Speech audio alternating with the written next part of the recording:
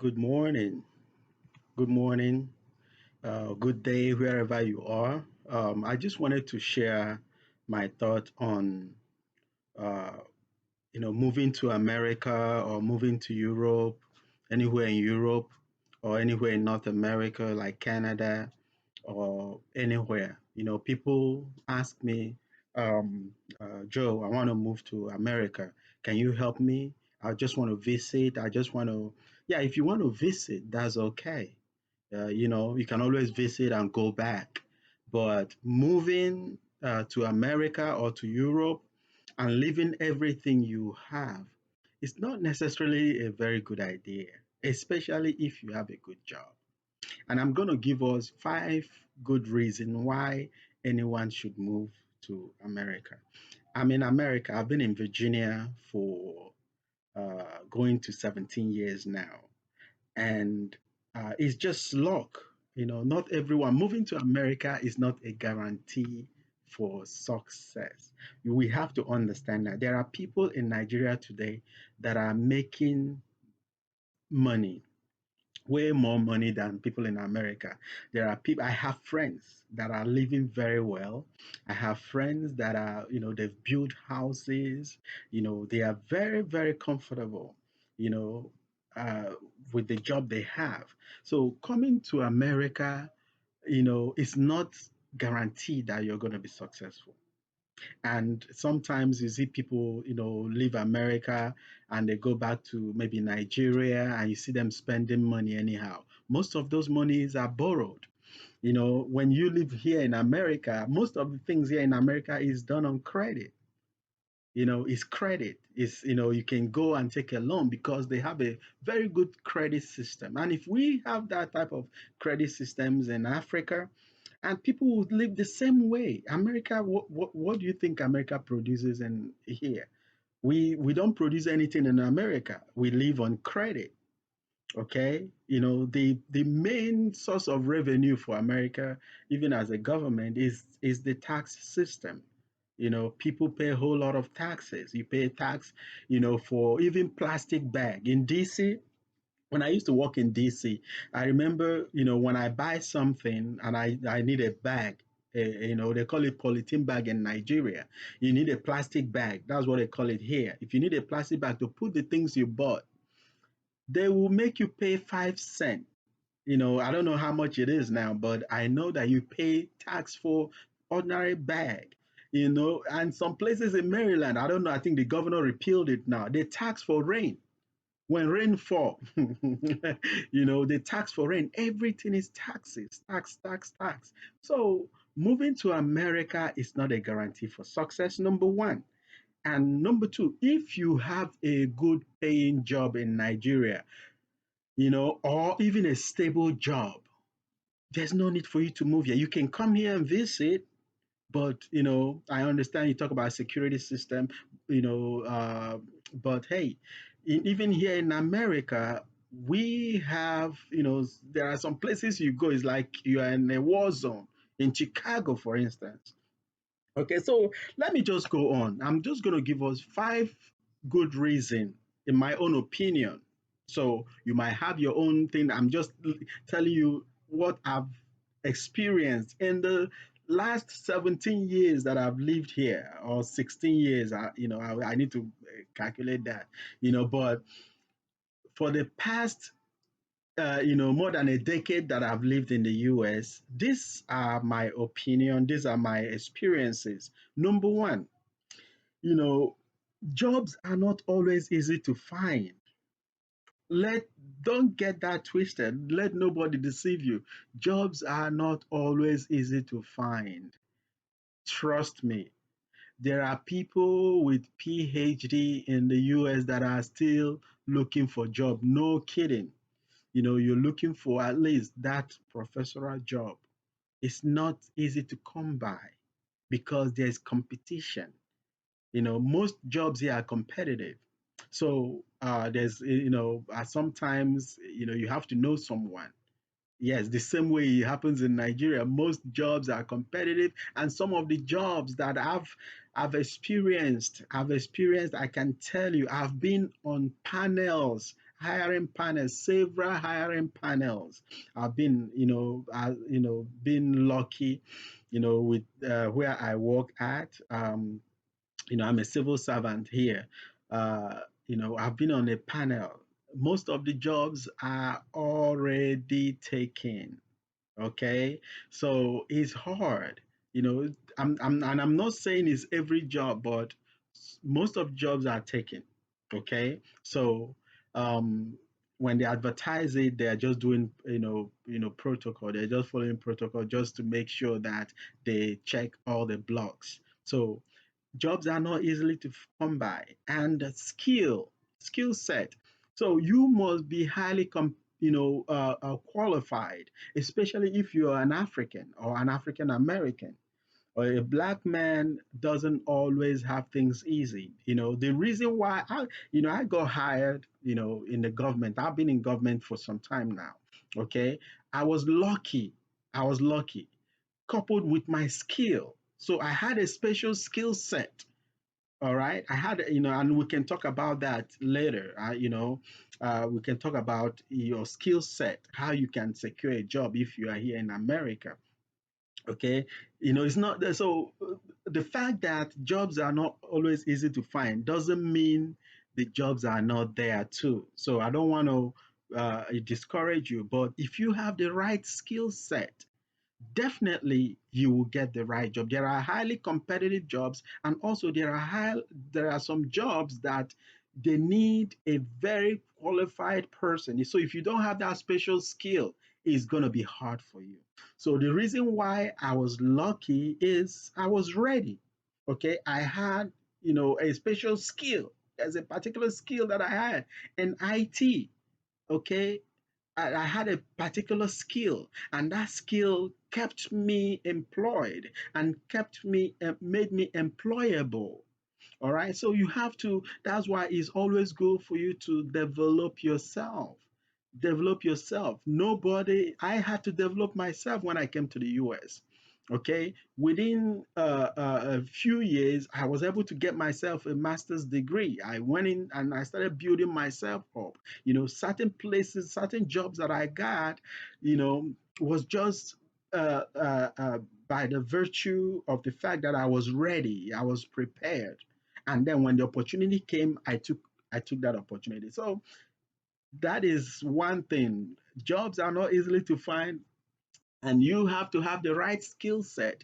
And there are so many jobs, and we can discuss that later, and I can list to you most jobs that are very highly competitive in the US.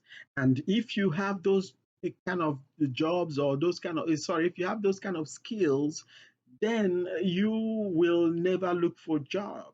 Okay, or let me say, it's hard to fire someone that is a productive person in the organization. So if you have that type of skill, definitely it's guaranteed that you will have a job. There are jobs, so yes, jobs are not easily to find, but the reason why I put this as number one is the fact that when you move from Nigeria or from South Africa or from Kenya or from Zimbabwe or from any part of Africa and move down to the United States, it's not that, oh, immediately they are going to accept your certificate. Yes, they can accept your certificate when you get it transcribed. Okay, you have to make sure that they evaluate your credentials that you're coming with. So that takes time as well. And also, you have to. Another reason is it's hard to break in. Okay, I'm going to do a video where I can show you how to break into the system. Okay, breaking in is not that you're going to rob the, no, breaking in is, is like what we call icebreaker in Toastmasters. All right, having the opportunity. What I mean by breaking is having who can give you the first opportunity. So having that first opportunity is important. So when once they see that there's a track record of you working here in the United States, it makes things easy. Okay. So if they see that all your experience is outside of the United States, it makes it more difficult. Maybe if you have an experience in Europe, yes, somewhere in Europe, it might make it a little bit easy, but trust me, they do not kind of unless regard our experiences in maybe working in a Nigerian or an African organization, unless it's a very reputable African organization that is global. Okay, so there are African organizations that are global, that are their brand name is recognized, so they are like a household names. If you're not one of those organizations, or you don't work in one of those organizations, it's going to be very, very difficult. So you need to break in. So I'm going to share a video where how to break into the working environment in the US. So when they have that, because the reason why I'm saying this, because I have been a hiring manager, working for ExxonMobil in the US here. You know, I was able to hire a lot of people, and I can tell you what we were looking for.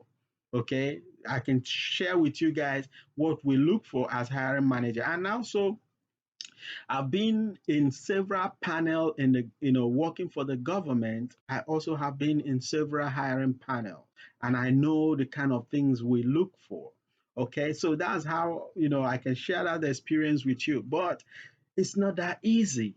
Okay, so for you to break in, for you to come fresh, off of the plane from Africa and think, okay, so you're going to get a job here. No, you got to be ready. Okay, unless you came here from Nigeria having that particular competitive skill or some type of certification that is globally accepted, then that's a lot easy. All right. So number one, why you shouldn't move to the United States is number one, jobs are very, very competitive and easy to come by. Now, number two, education is not a guarantee in the US that you get a job. Okay, United States, is ironic though, but people come here and get educated, get all kinds of degrees, and sometimes they go back to Africa, sometimes they don't. But having an education is not a guarantee that you are going to get land a job in the US. Most times hiring managers look for experience. Okay, and here in the US, they look for, if you say you can do something, prove it. Okay, so they some of the interviews will have you do your exhibit your skill. So it's not like, okay, you say I can do this and you think they're not going to take your words for it. Okay, they're not going to take your words for it. So having an education is not a guarantee. You can read all you like, but it's not a guarantee. But then I can tell you this, that having education is also very, very critical. It's important, it's critical for you to have an education. You must have an education.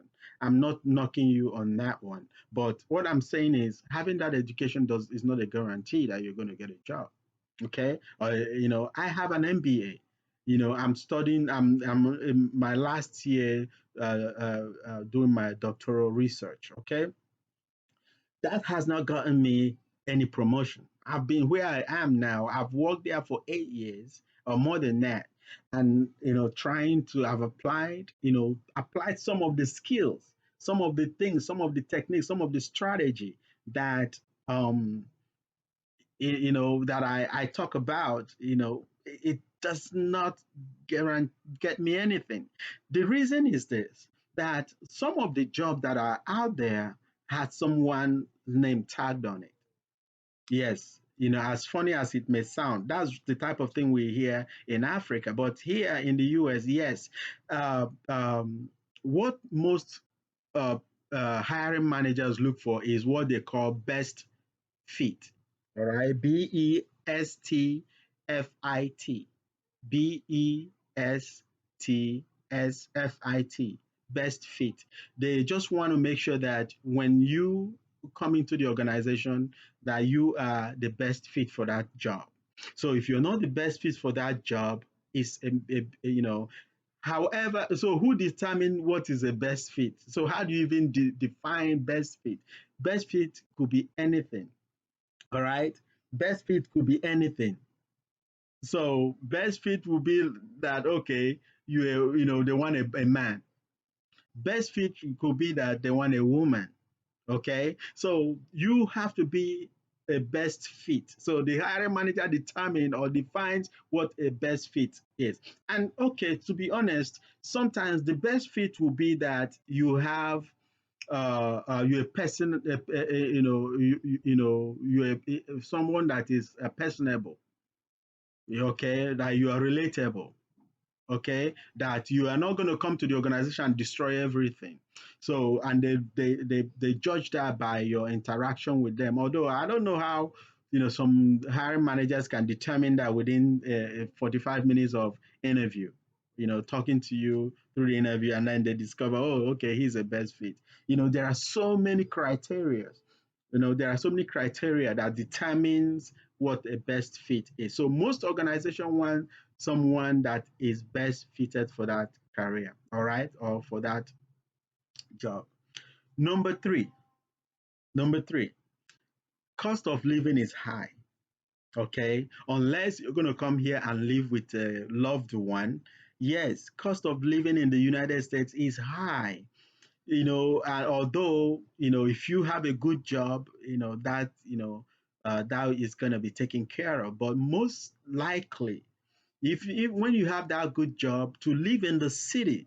So however you want to translate this, when just do it yourself. Now a typical one bedroom apartment in the city is like $2,000. No kidding. Is even more depending on the city you live in. So I'm talking about DC area, Washington DC now. Washington DC, Alexandria, Virginia. Okay, that I'm talking about. Let's clear that up. A typical one-bedroom apartment is expensive. So, and I can line this up to you. There are things like apart from paying your rent, you have to think about your internet bill. You have to think about cable if you're someone that loves TV, or you have to also think about water. How do you pay your water bill? You have got to pay your water bill. You have to pay your electricity bill. So those things don't come included in the rent. So you have to understand that unless you're living in someone's basement, for a start, and most people that you live in their basement, they want you to share the rent. So however, you can split that. So you realize that, apart from, paying taxes and working, you still have to pay your rent. You still have to make, and here in the United States, if you don't pay your water bill, they will cut it off. Period. If you don't pay your electricity bill, they will cut it off. If you don't pay your internet bill, they will cut. If you don't pay your phone bill, they will switch it off. So, and you don't even have to have any interaction with those people. They will cut it off. So, if you are not working, or you're not making enough money to meet your bills, you will be stranded. And here in the United States, they don't want it to be something they call public charge. Public charge is like a nuisance. Okay, even when you're applying for immigration, they want to make sure that you are not a public charge. Okay, so that's another thing you have to pay attention. I've been here. Sometimes you considering how you lived in the U.S., how you lived in Africa, and then coming here is like you're starting all over again. And here, everyone is equal. Everyone is on the same level. Okay, so the respect you even get in Africa, you probably won't get any here. So it's different. Okay, so and another thing I just want to line up here is number four is technically this country is not was not built for an African person. Okay, and I know this might be controversial, but the way things are built here, the way the structure is here, there's believe it or not, there's systemic racism. Okay, so and there's an unconscious bias. So what I mean by that is, as soon as they see you as a black man or a black woman, they already have a judgment placed on you. They've already sized you up. They already think, oh, if for instance, if wherever you come from, whatever is synonymous to that country, that's what they will tag you. Oh, they're crooked. Oh, they are fraudsters, or they are this, they are that, or they are crazy folks. So that unconscious bias is already there, and people do that do something. Some of the programs are not made for you as an African. For instance, if you want to take a loan, for instance, you're not going to get it. Like a Caucasian goes and applies for a loan. It might be easy for them, but you as an African, because even as African Americans, I mean, that we're born here, it's hard for them. Businesses, if you look at during the COVID, okay, most African American business could not even get the COVID relief. Their banks did not give them loans, or did not even give them some of the loans that came from the federal government. Most African American businesses could not get it. That is what we call systemic racism. Okay, even you having your own business is difficult, because of the structure. This structure has been there for a while now and is ingrained in most of the businesses to be, to discriminate. Unconsciously, sometimes they discriminate against the average Black person. So, and they don't know it. Sometimes, they judge an African American or an African before they give them loan. Okay, so and the same thing when you want to buy a house, the loan, if you want to buy a house, the mortgage rate might be different for you as an African or African American than what it is to a Caucasian. That is how the system is. So because the system was not built for for an African. I've been told here, a few years back, to go back to Africa by some Caucasian person. All right, because that's all they know. You know, because they feel that you're coming here to take something away from them. Okay, so so this is the type of thing that you have to. I'm not saying that. Okay, in Africa too, you see people discriminate, different tribes discriminate against them, their fellow Nigerians. The Igbo man, the Yoruba man, the Hausa man, the Kwere man, the Tiv man, the Shekiri man. Different people, even within even within their own tribes, there's discrimination within Ikwere. Within Ikwere tribe, there's even discrimination within Ikweres. So the same thing with Igbos, there's still discrimination. So I'm not saying that, but you know you can navigate things when you're in Africa compared to when you're here in a strange land. It's different. Okay, so that's number 4. And number 5, what I'm going to say is just like an admonishment. Okay. The 5 point I'm going to make here is that if you have a good job in Africa, if you have a good paying job in Africa, I think you should stay. Stay at your job. If you have a good job in Africa, please stay. All right. And then look for what I would advise you is to look for your passion. What are you passionate about? So try to develop that thing you're passionate about.